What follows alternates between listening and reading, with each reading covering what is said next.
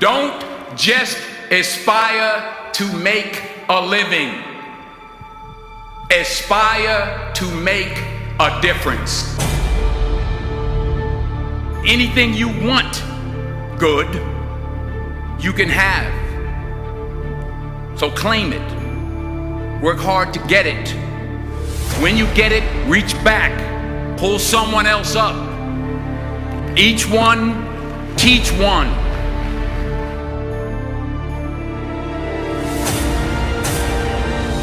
Just because you're doing a lot more doesn't mean you're getting a lot more done. Don't confuse movement with progress. You don't start because of what you don't have. You don't start because you don't realize yet that the fruit of everything good in life begins with a challenge. There's nothing easy in life, worthwhile in life. Everything is uphill that's worthwhile. And it's not going to come to you, and it's not going to fall in your lap, and it's not going to be something that, oh my gosh, it just was so simple. It's always going to be difficult. The only way you're ever going to get to the other side of this journey is you have got to suffer to grow. To grow, you must suffer. Most of this generation quits the second they get talked to. You did this wrong, or they get yelled at. It's so easy to be great nowadays because everybody else is, most people are weak. This is a softened generation. So if you have any mental toughness, any ability, if you have any fraction of self-discipline, the ability to not want to do it but still do it. People have a hard thing understand. I hate to run. And what makes me so crazy, it doesn't anymore, is people go, well, why do you run if you hate it? What are you talking about? I don't want to take showers and eat either. I hate that too. That's life, man. It wasn't until I changed that mentality that I became somebody. What do you do on the days when you're just not feeling it? Those days. Those days when I'm tired or worn out or just basically sick of the grind. Well, what do I do on those days? I go anyways. I get it done, even if I'm just going through the motions. I go through the motions. I don't really want to work out. I work out. I really don't want to hammer on a project. I hammer on the project.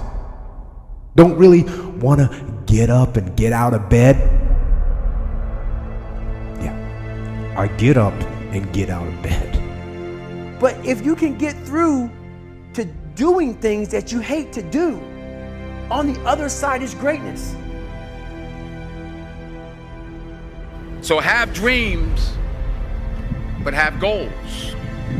Life goals, yearly goals, monthly goals, daily goals. And understand that to achieve these goals, you must apply discipline and consistency. In order to achieve your goals, you must apply discipline and consistency every day, not just on Tuesday and miss a few days. You have to work at it every day. You have to plan every day. You've heard the saying, we don't plan to fail, we fail to plan. Hard work works. Working really hard is what successful people do.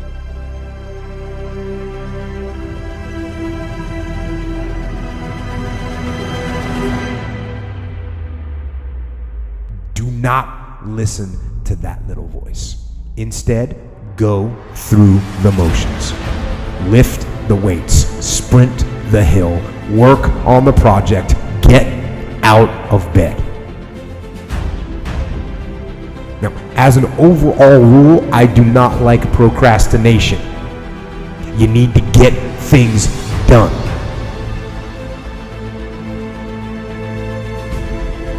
Growth is the only guarantee that tomorrow is going to get better. The first question is very simple. What are you doing to develop yourself?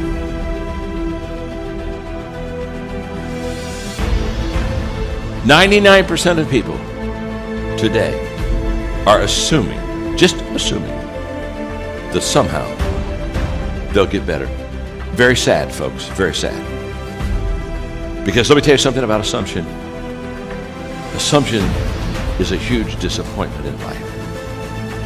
You show me a person that assumes, and I'll show you a person that almost daily is disappointed.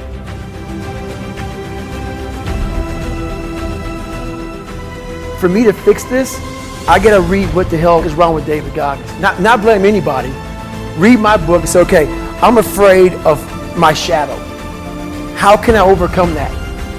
Go in the military, get your ass kicked, do things you hate to do. Be uncomfortable every day of your life. Roger that. I'm not the smartest kid in the world. Okay. Instead of somebody saying, oh no, you're smart. No, don't say that to yourself. I said to myself, no, I'm a dumb motherfucker. Okay, roger that. How you get smarter? Educate yourself. So the things that we run from the truth. We're running from the truth, man. So the only way I became successful was going towards the truth. As painful and as brutal as it is, it changed me. It allowed me to become, in my own right, who I am today. Tighten up, people. It's okay. Trust me, it's okay. You might be called nigger one day. It's okay. You might be called some Jewish word or some faggot or gay word. It's okay. Let them call you that. What are you going to do now? They don't own your life. How are you going to control that now? How are you going to flip it upside down and say, roger that, now I'm going to harness this shit and you'll read about me years from now? How? That's the question. How are you going to do that? Thicken your skin. Become more of a human being. Don't be afraid of the reflection in the mirror, because that's all you can be afraid of. Once you overcome the reflection in the mirror, you've done it. Here's the hard truth. People don't necessarily want you to succeed.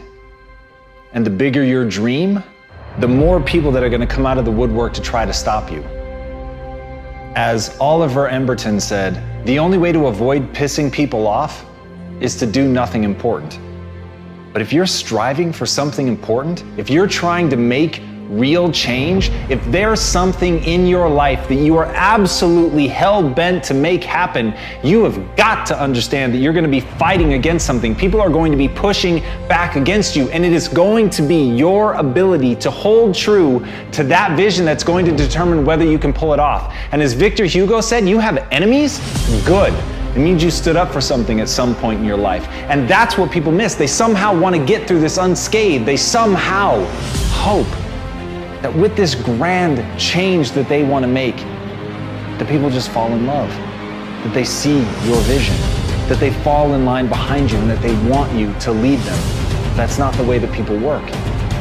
Having a vision already puts you in an incredibly rare group of people. Being able to see something that other people can't see, that is the role of a visionary, is literally to interpret the world that other people don't even know exists and bring it into fruition and get people excited about it, get them to fall in line. But understand, when you build an army, you will have an opposing force. But as Mark Twain said, keep away from those who try to belittle your ambitions. Small people always do that. But the really great ones, they make you believe that you too can become great.